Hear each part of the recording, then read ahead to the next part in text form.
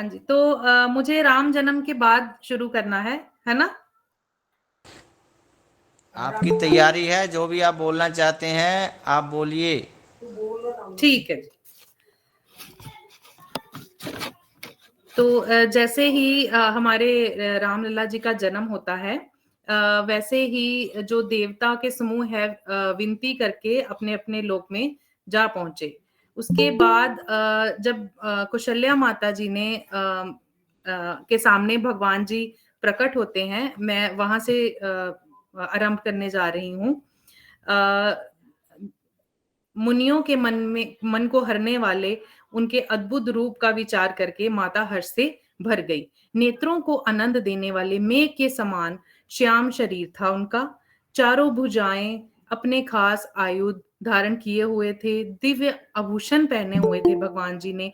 उनके बड़े बड़े नेत्र थे और जिनके सामने कोई भी समुद्र शर्मा जाए, ऐसे उनके नेत्र थे। तो माता ने जब उनको देखा तो दोनों हाथ जोड़ के वो कहने लग गई कि मैं आप मेरे मतलब मेरे अंदर से आप पैदा हुए हो, पर मैं आपकी स्तुति कैसे करूं?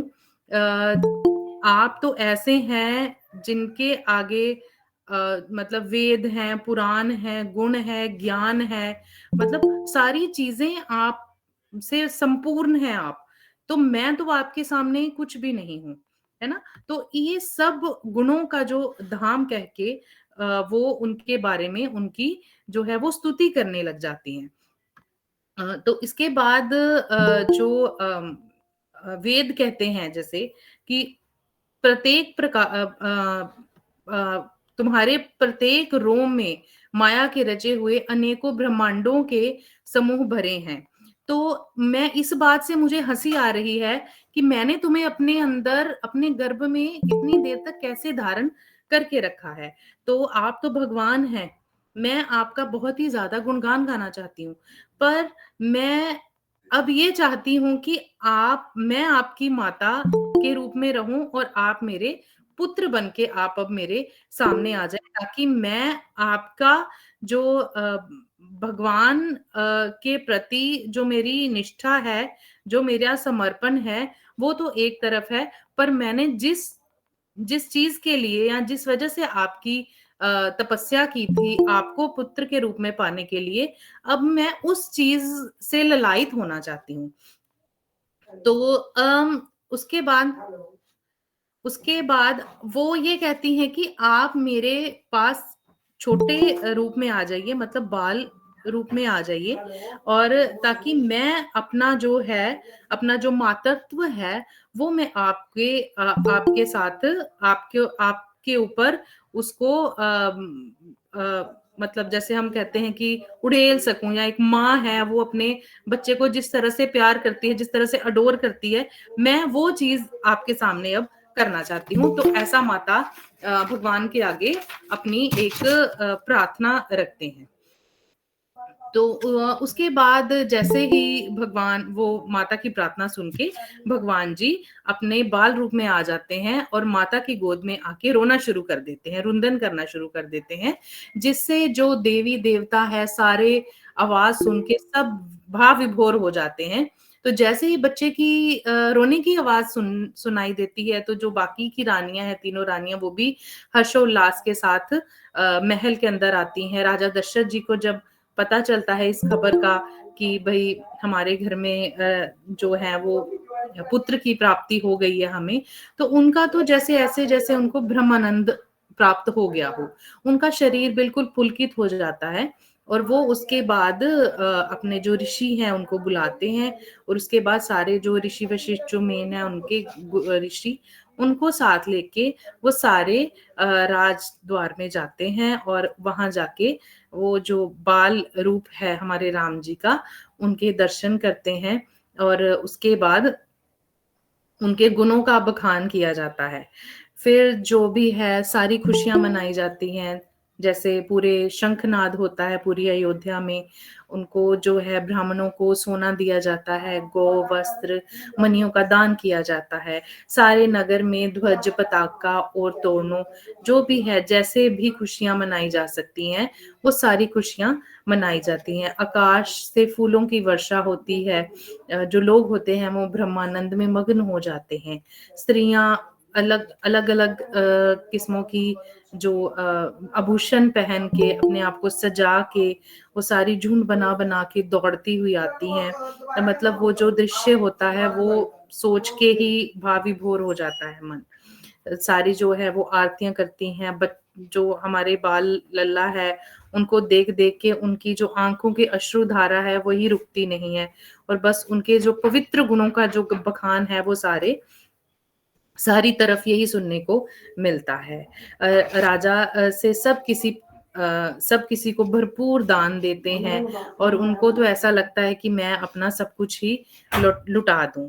तो घर घर में मंगलमय दावा बजने लगते हैं। शोभा के मूल भगवान प्रकट हुए हैं, इस बात से सारे ही बहुत ही हर्षोल्लाहित हो रहे होते हैं।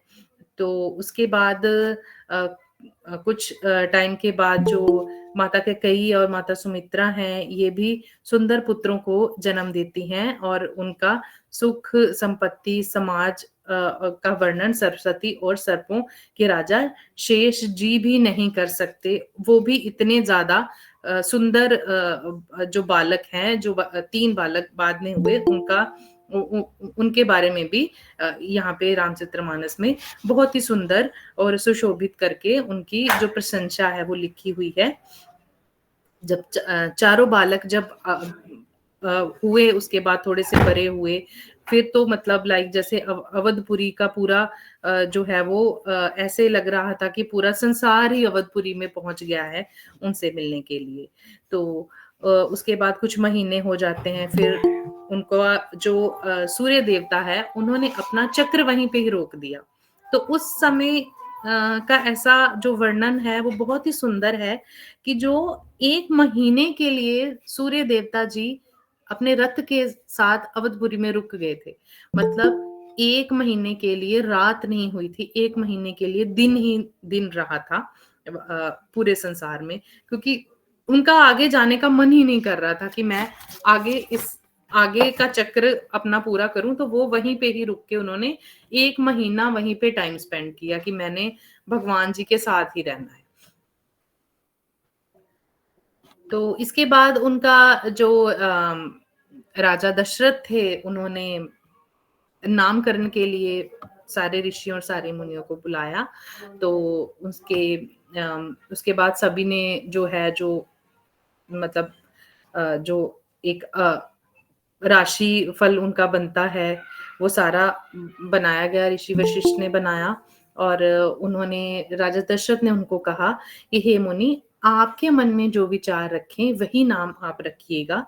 तो फिर आगे से जो मुनि है उन्होंने उनको श्योर किया कि आप इन सब के नाम बहुत ही अनुपम होंगे, और ये जैसे हैं इनका जैसी बुद्धि है उसी हिसाब के ही इनके नाम रखे जाएंगे।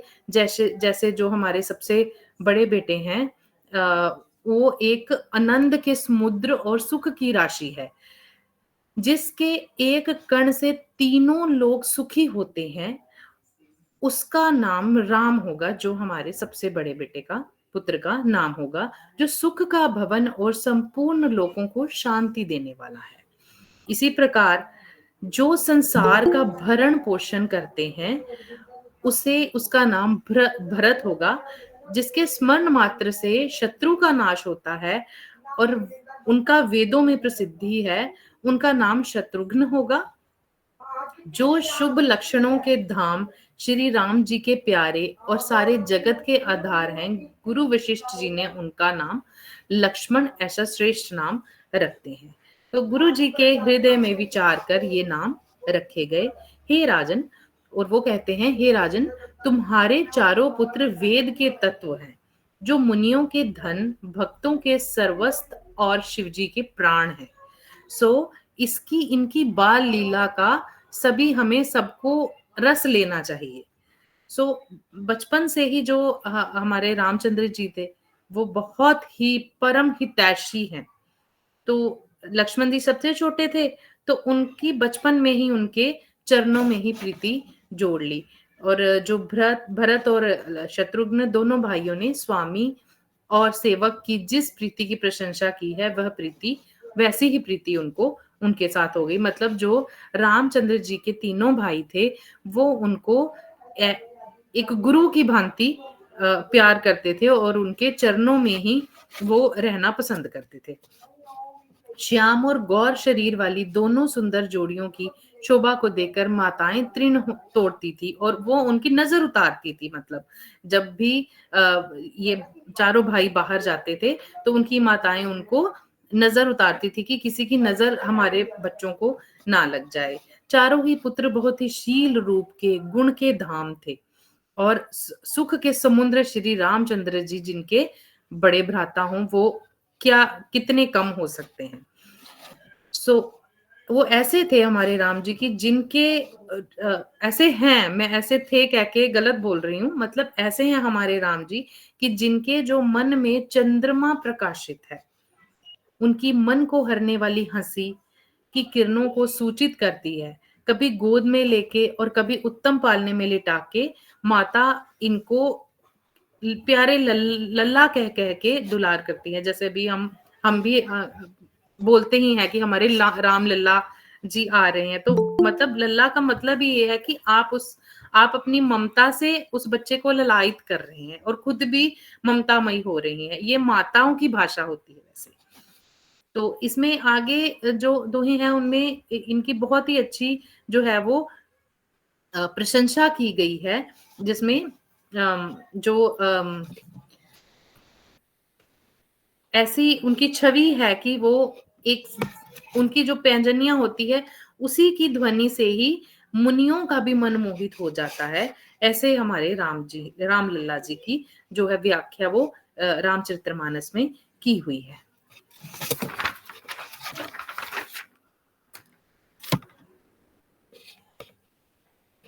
इसमें वो जो आभूषण पहने हुए हैं उनकी विशाल भुजाएं हैं, हृदय पर भा के नख की बहुत ही निराली छटा है, छाती पर रत्नों से युक्त मणियों के हार की शोभा और ब्राह्मण के चरण चिन्ह को देखते ही मन लुभा जाता है।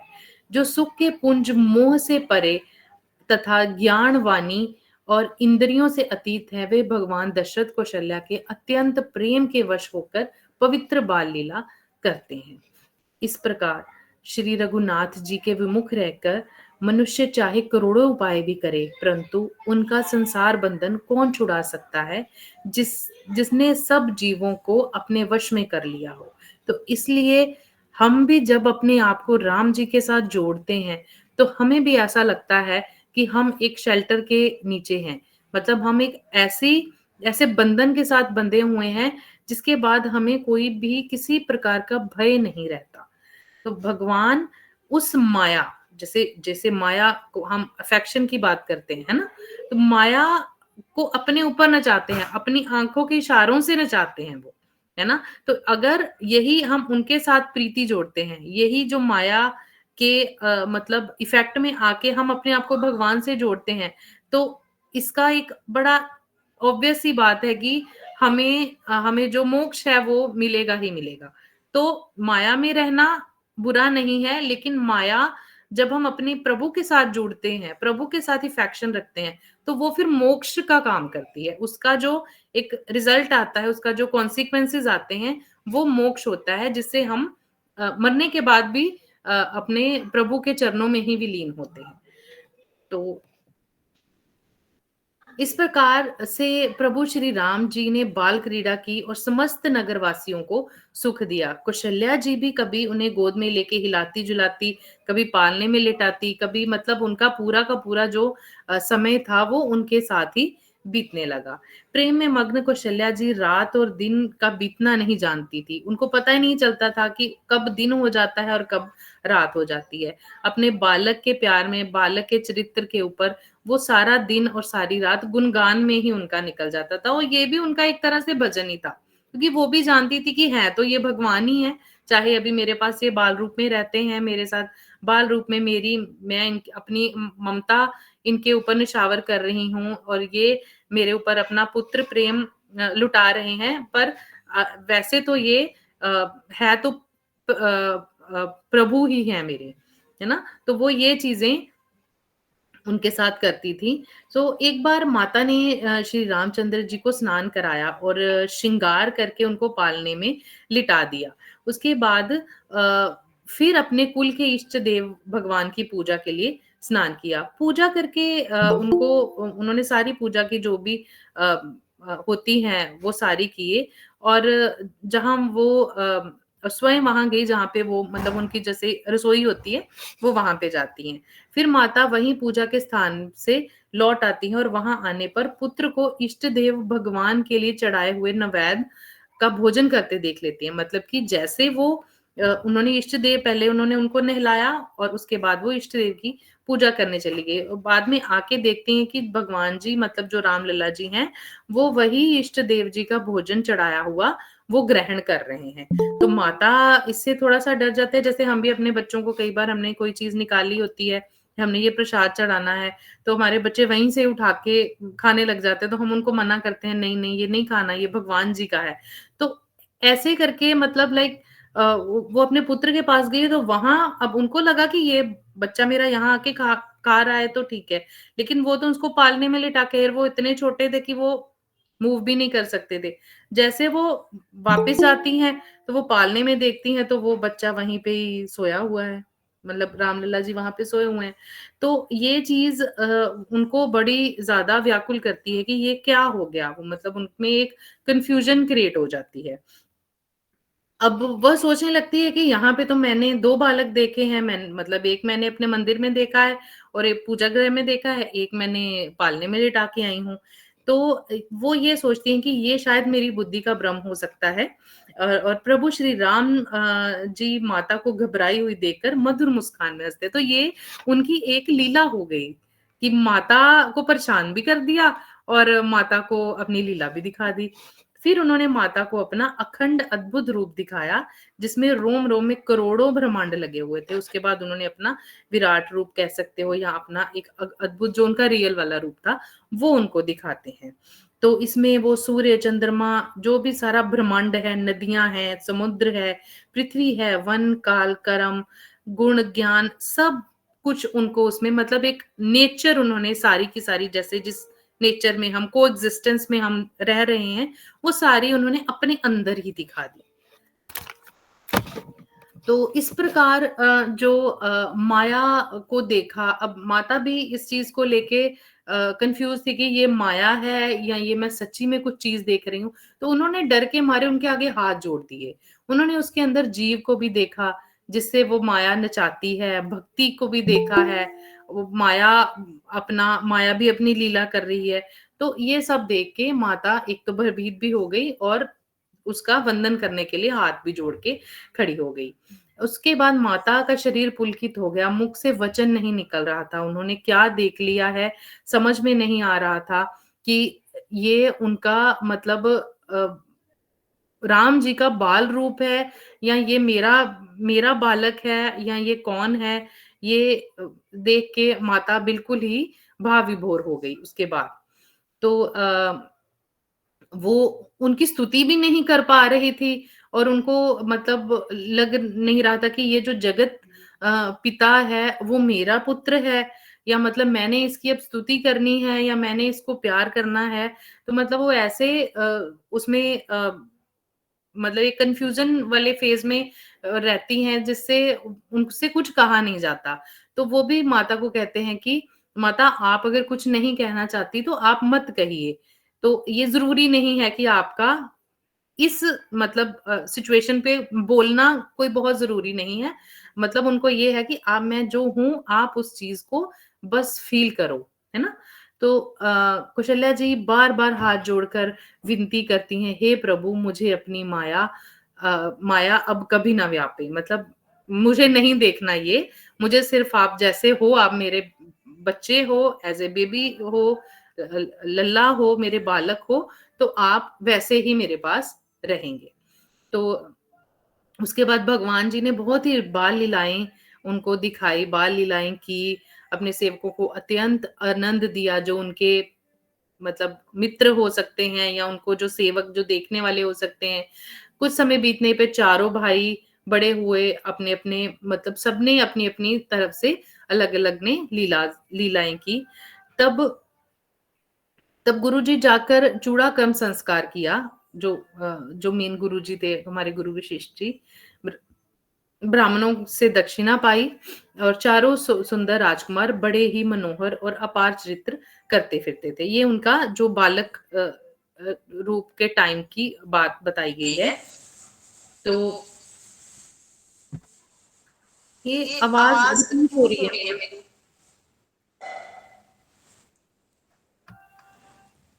ठीक है मोनिका जी, बहुत अच्छा, हाँ जी।